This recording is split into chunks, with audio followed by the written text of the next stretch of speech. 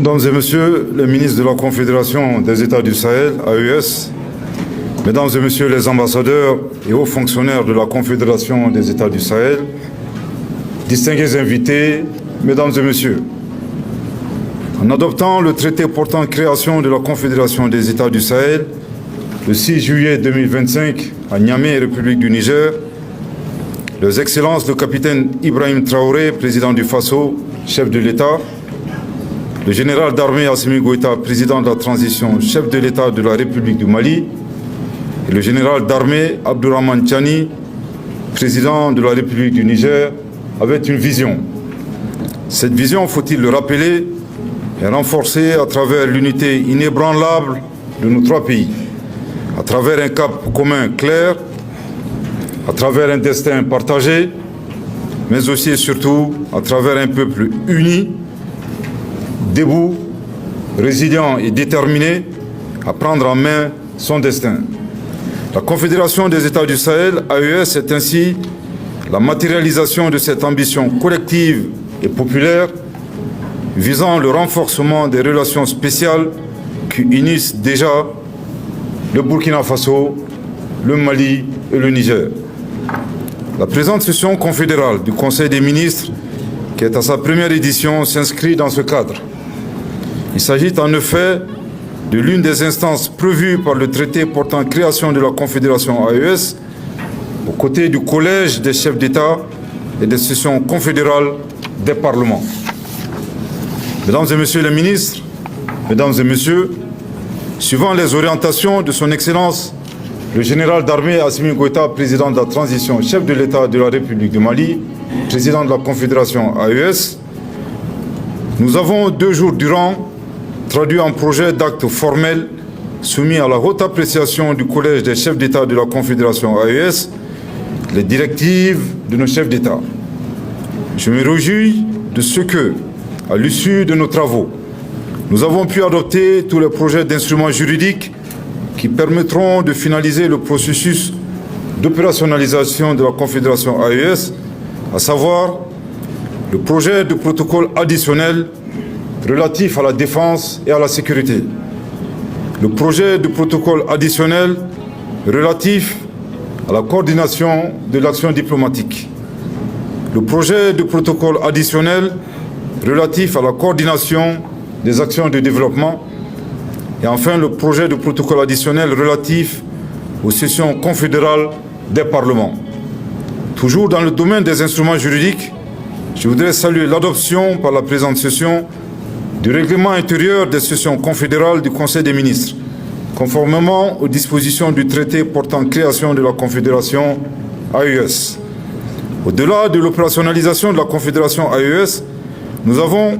opportunément évalué la mise en œuvre de la feuille de route de l'an 1 de la Confédération et fait le point du processus de négociation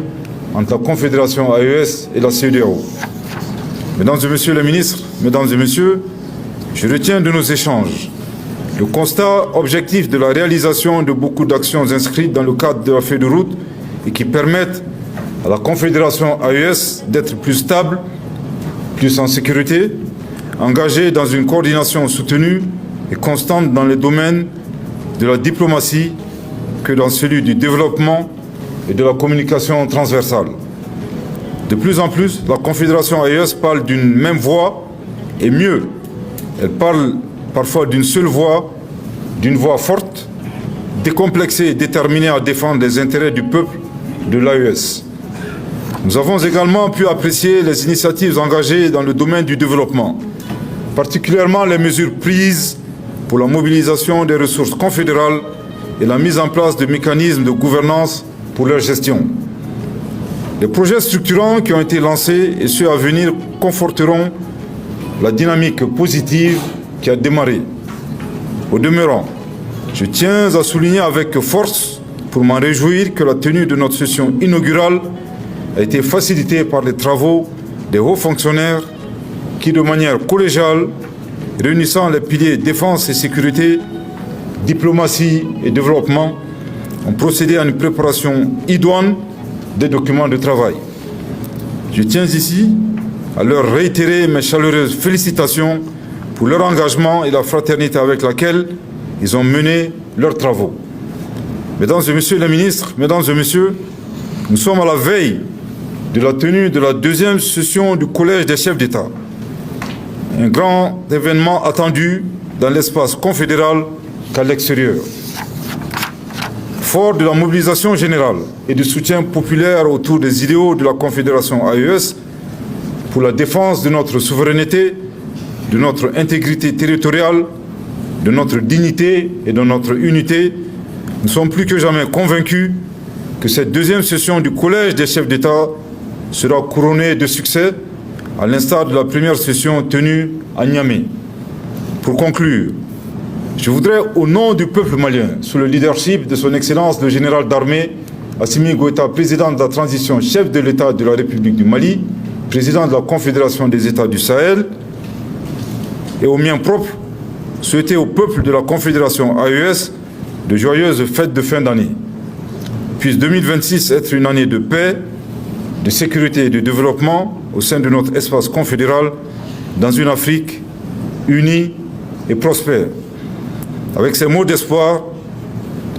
au nom de son Excellence, le général d'armée Assimi Goïta, président de la transition, chef de l'État de la République du Mali, président de la Confédération des États du Sahel, je déclare clos les travaux de la première session confédérale du Conseil des ministres.